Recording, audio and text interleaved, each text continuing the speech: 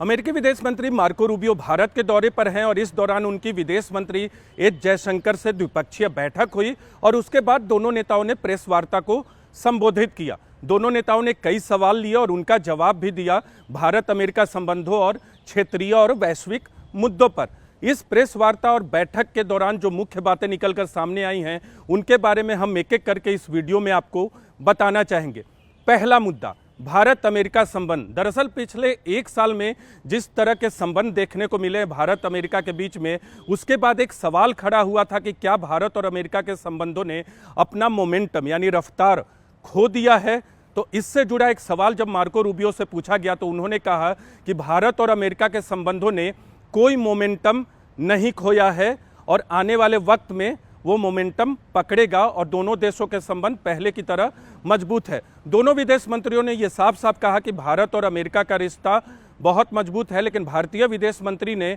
अपनी कुछ चुनौतियां और चिंताएं भी अमेरिका के समक्ष रखी। तो भारत अमेरिका के संबंधों की जहां तक बात है तो तमाम क्षेत्रों में दोनों देशों के बीच सहयोग बढ़ रहा है, लेकिन कुछ मसले ऐसे हैं जो भारत के लिए चिंता और चुनौती भी बने हुए हैं। जैसे इमिग्रेशन सिस्टम में जो बदलाव हो रहा है अमेरिका में, ये एक महत्वपूर्ण मुद्दा है। दूसरा एक मुद्दा है कि आखिर आतंकवाद के मसले पर अमेरिका का क्या रुख है, पाकिस्तान के मसले पर अमेरिका का क्या रुख है, क्योंकि दोनों देशों की नज़दीकियां हाल के वक्त में बढ़ी हैं। तो ये तमाम ऐसे मुद्दे हैं जो भारत के लिए कंसर्न का विषय है, चिंता का विषय है और भारत की तरफ से इनको अमेरिका के समक्ष रख भी दिया गया।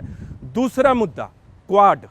ये मुख्य बिंदु है क्योंकि क्वाड की बैठक के लिए ही मार्को रूबियो भारत के दौरे पर आए हैं और इससे पहले 2 क्वाड विदेश मंत्रियों की बैठक हो चुकी है। और आपको याद होगा कि जब विदेश मंत्री बने थे मार्को रूबियो पिछले साल, तब उन्होंने पहली जो बैठक की थी वो क्वाड के विदेश मंत्रियों के साथ की थी और उसके बाद एक और बैठक साल 2025 में उन्होंने की और इस बार फिर क्वाड की बैठक के लिए आए हैं। लेकिन क्वाड को लेकर भारत का एक बड़ा कंसर्न ये है कि साल 2024 के बाद अमेरिका की मेज़बानी में जो क्वाड का लीडर्स सम्मेलन हुआ था उसके बाद कोई भी लीडर्स सम्मेलन नहीं हुआ है। 2025 में भारत की मेज़बानी में होने वाला था लेकिन अब तक वो नहीं हो सका है और भारत के लिए ये कंसर्न है। भारतीय विदेश मंत्री एस जयशंकर ने इंडो पैसिफिक के जरिए ये बताने की कोशिश की अमेरिकी विदेश मंत्री मार्को रूबियो को कि किस तरह से क्वाड का इम्पोर्टेंस है। इंडो पैसिफिक आने वाले वक्त में एक व्यापार का लाइफलाइन बन सकता है, खासकर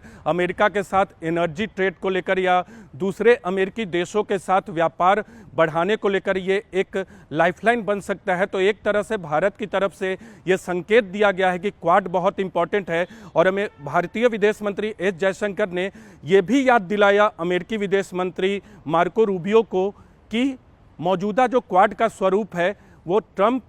के पहले कार्यकाल के दौरान आया था, लेकिन इस बार जो अब तक कोई भी लीडर सम्मेलन नहीं हुआ है वो भारत के लिए एक चिंता का विषय बना हुआ है कि आखिर क्वाड को लेकर क्या चाहता है अमेरिका। हालांकि तीसरी बैठक में हिस्सा लेंगे और एस जयशंकर ने एक महत्वपूर्ण बात की कि क्वाड की बैठक के बाद कुछ अच्छा सुनने को मिलेगा।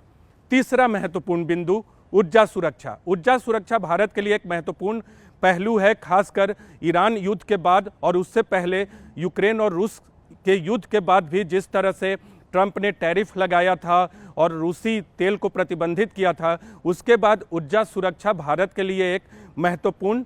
मसला है। तो आज की ब्रीफिंग में एस जयशंकर ने यह साफ कहा कि रूस के तेल पर प्रतिबंध के सवाल पर भी दोनों के बीच में बातचीत हुई, लेकिन भारत ने अपने रुख को भी दोहराया है कि एनर्जी मार्केट को मार्केट पर ही छोड़ देना चाहिए, उस पर किसी तरह का प्रतिबंध नहीं लगाना चाहिए। इसी के साथ ही भारतीय विदेश मंत्री ने अमेरिका के साथ बढ़ते तेल व्यापार का भी जिक्र किया और उन्होंने ईरान युद्ध के बाद जिस तरह से खाड़ी के देशों से तेल का व्यापार प्रभावित हुआ है, खासकर हॉर्मुज में जो स्थिति बनी हुई है, इन तमाम चीज़ों का जिक्र करते हुए उन्होंने भारत की ऊर्जा सुरक्षा का भी जिक्र किया। चौथा इंपॉर्टेंट पॉइंट है ईरान। ईरान के मसले पर प्रेस वार्ता के दौरान अमेरिकी विदेश मंत्री ने साफ साफ ये कहा कि ईरान को किसी भी कीमत पर न्यूक्लियर वेपन रखने नहीं दिया जाएगा। हॉर्मुज के मसले पर उन्होंने कहा कि हॉर्मुज एक इंटरनेशनल वाटर है, उस पर अगर ईरान चाहता है कि अपनी पाबंदियां लगाए तो इसके लिए इजाज़त नहीं दी जाएगी और ऐसा ही ट्रंप चाहते हैं और इसीलिए लगातार दोनों देशों के बीच में बातचीत की कोशिश हो रही है। ईरान के साथ संघर्ष विराम और युद्ध विराम के सवाल पे उन्होंने कहा कि प्रोग्रेस जरूर हुआ है, अच्छा प्रोग्रेस हुआ है, लेकिन फाइनल प्रोग्रेस नहीं हुआ है। लेकिन साथ ही साथ इसके साथ अमेरिकी विदेश मंत्री मार्को रूबियो लगातार ईरान पर हमला करते भी रहे, ईरान के बारे में ईरान पर कह सकते हैं निशाना भी साधते रहे और ईरान को दुनिया क्या सबसे अधिक आतंकवाद प्रायोजित देश भी बताया, जिस तरह से वो प्रॉक्सी संगठनों को सपोर्ट करता है। तो एक तरह से अमेरिका का जो रुख है वो ईरान पर बना हुआ है और अमेरिकी विदेश मंत्री मार्को रूबियो ने ये कहा कि अमेरिका का मुख्य मकसद ये है कि ईरान के पास कभी भी न्यूक्लियर हथियार न हो। हालांकि उन्होंने उम्मीद जताई कि बातचीत में प्रोग्रेस हुई है, लेकिन कुछ भी फाइनल नहीं हुआ है, अंतिम बातचीत नहीं हुई है। भारतीय विदेश मंत्री ने ईरान को लेकर अपनी चिंताओं को साझा किया इस प्रेस वार्ता के दौरान और ये साफ कहा कि भारत चाहता है कि शांति स्थापित हो, क्योंकि खाड़ी के देशों से जो तेल आते हैं भारत में वो प्रभावित हुआ है। खाड़ी के देशों में भारतीय जो रहने वाले हैं वो भारत के लिए एक चिंता की बात है, वो एक क्रूशियल इशू है कि जो भारतीय समुदाय के लोग खाड़ी के देशों में रहते हैं उनकी बेहतरी हो। मैरीटाइम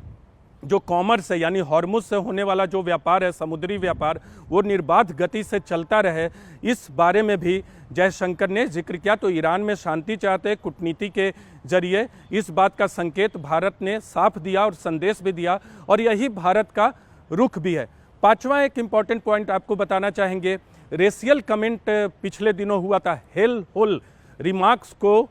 अमेरिकी राष्ट्रपति डोनाल्ड ट्रंप ने साझा किया था। दूसरे के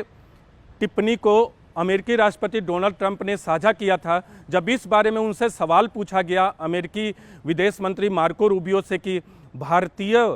जो इंडियन अमेरिकन हैं उनके खिलाफ रेसिस्ट कमेंट किए गए, तो उनको पहले तो सवाल समझ में नहीं आया। हालांकि उन्होंने ये ज़रूर कहा बिना समझे हुए कि हर देश में स्टूपिड लोग होते हैं, यहाँ भी हैं और अमेरिका में भी मौजूद हैं, लेकिन उनका कहना था कि अमेरिका हमेशा अपने देश में लोगों का स्वागत करता है और उन्होंने इस बात का भी जिक्र किया कि कैसे अमेरिका के प्रगति में भारतीयों की भूमिका है। छठा एक इम्पॉर्टेंट पॉइंट जो विदेश मंत्री एस जयशंकर की तरफ से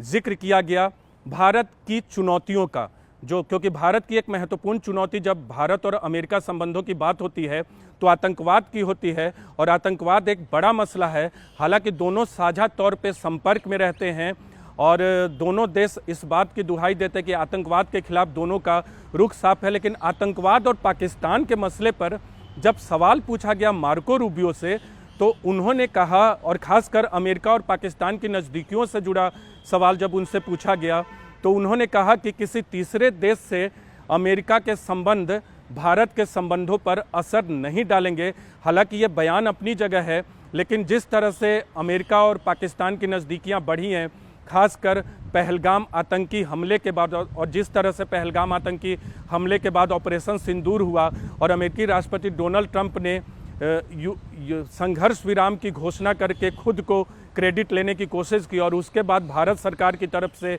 इनकार किया गया, तो दोनों देशों के बीच संबंध जो है डिप हुए थे पाकिस्तान के मसले पर और ट्रेड के मसले पर, टैरिफ के मसले पर। तो उसी बात का जवाब दे रहे थे मार्को रूबियो की पाकिस्तान से अमेरिकी संबंधों का असर भारत पर नहीं पड़ेगा। एक अंतिम पॉइंट आपको बताने चाहेंगे, सातवां पॉइंट, जिसका जिक्र मैंने पहले भी किया है कि वीज़ा का एक इशू है। इमिग्रेशन पॉलिसी और इमिग्रेशन सिस्टम में अमेरिका की तरफ से बड़े बदलाव किए जा रहे हैं और इस बात की दुहाई देकर किया जा रहा है कि इलीगल लोग जो वहाँ अमेरिका में घुस आते हैं उनसे निपटने के लिए ये कार्रवाई की जा रही है। एक तरफ अमेरिकी विदेश मंत्री मार्को रूबियो ने ट्रंप के इमिग्रेशन सिस्टम को डिफेंड किया, तो दूसरी तरफ भारतीय विदेश मंत्री ने ये कहा कि इलीगल इमिग्रेंट्स से निपटना सही है, लेकिन उसका असर जो अमेरिका और भारत के बीच जो आवाजाही है उस पर नहीं पड़ना चाहिए। तो ये 7 महत्वपूर्ण बिंदु थे। इसके अलावा विभिन्न विषयों पर दोनों नेताओं के बीच में बातचीत हुई है। क्रिटिकल मिनरल्स है, तकनीक है, एआई है, व्यापार है, एनर्जी सुरक्षा है, कनेक्टिविटी है, जो क्षेत्रीय और इंटरनेशनल मुद्दे हैं, इन तमाम विषयों पर दोनों नेताओं के बीच में बातचीत हुई है। लेकिन जो मुख्य बिंदु थे इस द्विपक्षीय बैठक और इस प्रेस वार्ता के, उसे मैंने आपके सामने रखा और उम्मीद की जा रही है कि इस दौरे के बाद दोनों देशों के बीच जो संबंध है वो रफ्तार पकड़ेगा। लेकिन एक क्वेश्चन अभी भी बना हुआ है कि अमेरिका की तरफ से भारतीय प्रधानमंत्री नरेंद्र मोदी को आमंत्रण दिया गया है, निमंत्रण दिया गया है अमेरिका आने का, लेकिन भारत की तरफ से जो आधिकारिक बयान जारी हुआ था उसमें न तो आमंत्रण का जिक्र है, न तो प्रधानमंत्री नरेंद्र मोदी या भारत सरकार की तरफ से उस आमंत्रण को स्वीकार करने का जिक्र है। और आपको एक पृष्ठभूमि भी बताना चाहेंगे, इस बार भारत दौरे की बारी अमेरिकी राष्ट्रपति डोनाल्ड ट्रंप की है, क्योंकि पिछली बार जब अमेरिकी राष्ट्रपति डोनाल्ड ट्रंप ने अपने दूसरे कार्यकाल की शुरुआत की थी तो प्रधानमंत्री नरेंद्र मोदी उन नेताओं में शामिल थे जिन्होंने सबसे पहले अमेरिका का दौरा किया था। लेकिन उसके बाद दोनों देशों के संबंधों में गिरावट आई और दोनों नेताओं की मुलाकात तब से लेकर अब तक नहीं हो सकी है। क्वाड लीडर्स सम्मेलन जो कि भारत की मेज़बानी में पिछले साल होना था वो नहीं हो सका। इस साल उम्मीद की जा सकती है कि क्वाड लीडर्स सम्मेलन हो, लेकिन अमेरिका ने आमंत्रित किया प्रधानमंत्री को, लेकिन भारत सरकार ने उसको ज़्यादा तरजीह अभी तक नहीं दी है, क्योंकि भारत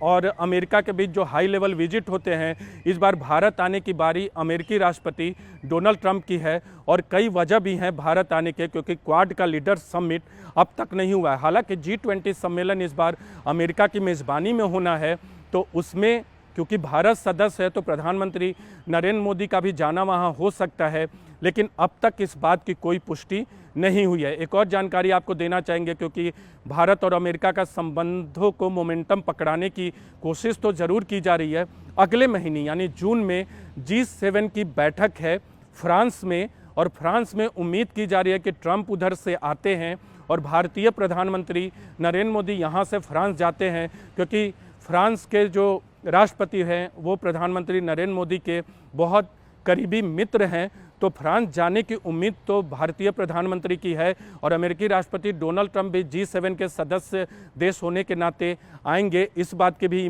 उम्मीद है। अमेरिकी मीडिया में इस बात की रिपोर्टिंग भी हुई है। लेकिन दोनों नेताओं की मुलाकात की वहाँ संभावना बन सकती है, लेकिन दोनों नेताओं की मुलाकात होती है कि नहीं ये देखना बहुत ही महत्वपूर्ण होगा, क्योंकि अगर दोनों नेताओं की मुलाकात होती है तो काफ़ी करीब 1.5 वर्षों के बाद दोनों नेताओं की मुलाकात होगी, और ये मुलाकात होती है तो एक बार फिर माना जा सकता है कि हो सकता है कि दोनों देशों के संबंध असल में मोमेंटम पकड़े और एक बार फिर पहले की तरह भारत और अमेरिका के संबंध हो जाए।